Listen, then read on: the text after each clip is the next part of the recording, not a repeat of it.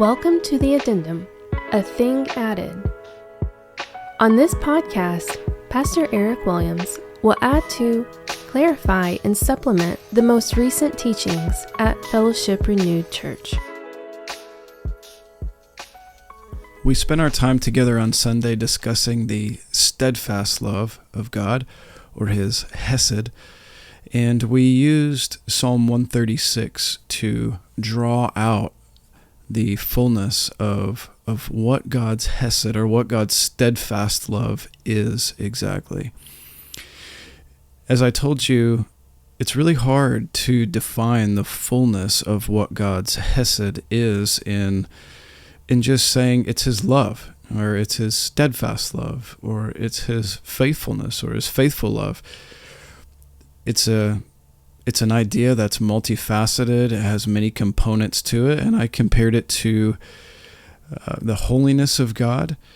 To talk about God's holiness, we need to really explore a lot of things, or even God's glory. We need to explore lots of things and how they contribute to a well-rounded whole of the understanding of what these things are.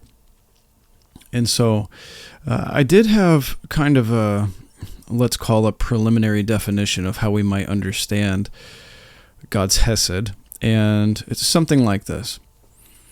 The faithful commitment of God as He condescends to show goodness, mercy, and loyal love to His creation and all His creatures, always upholding His perfect covenant promises. So the hesed of God is attached to His commitments, to His relationships and His commitments, to His covenant promises. I have several Psalms here, several verses from several Psalms that speak of God's hesed, His steadfast love. And within many of them, we find a context. And so I'd like to just read through some of these, and let's just contemplate what the fullness of the context might be here. I just want you to also see that many times God's hesed, God's steadfast love, is partnered, or maybe let's say paired with, another term, and that term is faithfulness. So God's steadfast love and His faithfulness are in partnership with one another. To say God's steadfast love and then to say faithfulness is maybe just to press in further to the commitment level that God has. So let me read these. Psalm 25:10. All the paths of the Lord are steadfast love and faithfulness for those who keep His covenant and His testimonies. So in this one, we see that God's hesed and His faithfulness are for a group of people, for those who keep His covenant and His testimonies. That'll be further developed. We'll keep going on. Psalm 32:10. Many are the sorrows of the wicked, but the steadfast love surrounds the one who trusts in the Lord. Very similar, isn't it? Many are the sorrows of the wicked. That's one category of person. But for another category of person, steadfast love surrounds the ones who trust in the Lord. So the ones who trust in the Lord are those who have the steadfast love of God on their side. But the sorrows of the wicked are many. So two groups of people. Psalm 100 verse 5, a little bit more generic, but it does bring into partnership the idea of faithfulness here. For the Lord is good, His steadfast love endures forever, and His faithfulness to all generations. So just remember that parallelism in the Hebrew language is very common, and parallelism is used to either create contrast or to reinforce an idea from another angle. You're saying the same thing, but in two different ways. So here, to speak of God's steadfast love and His faithfulness is to speak really of the same general idea, but from two different angles. His steadfast love endures forever, and his faithfulness to all generations. We're saying the same thing, but in different words. Psalm 103, verse 11. For as high as the heavens are above the earth, so great is his steadfast love toward those who fear him. Psalm 106, verse 1.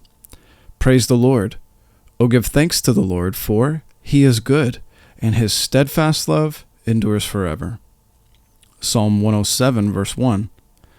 O give thanks to the Lord, for he is good. His steadfast love endures forever. Psalm 117, which I read yesterday for you, which is 2 verses. Then we also have Psalm 118, verses 1 through 4. O give thanks to the Lord, for he is good, for his steadfast love endures forever. Let Israel say, his steadfast love endures forever. Let the house of Aaron say, his steadfast love endures forever. And let those who fear the Lord say, his steadfast love endures forever. And then one final one. Psalm 147, verses 7 through 11. And it says, Sing to the Lord with thanksgiving. Make melody to our God on the lyre. He covers the heavens with clouds. He prepares rain for the earth. He makes grass grow on the hills.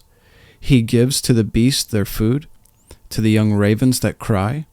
His delight is not in the strength of the horse, nor his pleasure in the legs of a man. But the Lord takes pleasure in those who fear him, in those who hope in his steadfast love. I like that one. This speaks of the component of God's steadfast love that is over all that he has made. And so there's no question about it. God has steadfast love, but there are two categories of people. There are those who understand the steadfast love of God and those who don't. Okay, you have the contrast basically of the wicked and the righteous. You have those who see God for who he is in his steadfast love, and as they see God's steadfast love, the steadfast love of God surrounds them, right? The steadfast love of God is theirs. But for those who do not acknowledge God in his steadfast love, that is, in the truth of his character, the truth of who he is, the Psalms are telling us that's the wicked. That's those who do not see God as he is. They do not fear him. They do not know him. So God is also saying here that his delight, God's delight, is not in the strength of a horse. His pleasure is not in the legs of a man. That is, in your power, in your might, in your ability. That's not what the Lord takes pleasure in. The Lord takes pleasure in those who fear him and those who hope in his steadfast love. And so we see God and we acknowledge that he has steadfast love. That's part of who he is, and that we hope in it, that we fear him, and that we hope in his steadfast love. So let me read that definition again, with some of those Psalms kind of informing some of the side notes of that. I said, we might say that the steadfast love of God is the faithful commitment of God as he condescends to show his goodness, his mercy, and his loyal love to his creation and his creatures, always upholding his perfect covenant promises. Now, the condescension of God is that he would go beneath himself, right? Many speak of the condescension of God as God became man, God became flesh. Certainly that is the condescension of God. Yes, there's another condescension of God, that he has a commitment to his creation, to the fallen world, to fallen creatures. God condescends to show mercy. God condescends to show his goodness. God condescends to show his loyal love. So that's part of who God is, and he has a faithful commitment to do so. And he also, another very strong element here is that God always upholds his covenant promises because he is faithful, because he has steadfast love. I wanted to talk about something else here, and this is Actually, it's really a combination of two passages, but it's an idea that I think we're familiar with. Matthew 9:10 through 13. And as Jesus reclined at table in the house, behold, many tax collectors and sinners came, and they were reclining with Jesus and his disciples. And when the Pharisees saw this, they said to his disciples, "Why does your teacher eat with tax collectors and sinners?" But when he heard it, he said, "Those who are well have no need of a physician, but those who are sick. Go and learn what this means. I desire mercy and not sacrifice. For I came not to call the righteous, but sinners." This same quotation is given also in Matthew 12:7. It says, "And if you had not known what this means, I desire mercy and not sacrifice, you would not have condemned the guiltless." All right. So this is Jesus quoting from Hosea 6. And in both places in the New Testament, it translates in the ESV, "I desire mercy and not sacrifice." Right? Both places. Matthew 9:13, Matthew 12:7, "I desire mercy and not sacrifice." That is a quotation from Hosea 6, specifically verse 6. Let me just read the context of that. It says, again, this is Hosea 6, 1 through 7 is what I'm going to read. "Come, let us return to the Lord, for he has torn us, that he may heal us. He has struck us down, and he will bind us up. After 2 days he will revive us. On the third day he will raise us up, that we may live before him. Let us know. Let us press on to know the Lord. His going out is sure as the dawn. He will come to us as the showers, as the spring rains that water the earth. What shall I do with you, O Ephraim? What shall I do with you, O Judah?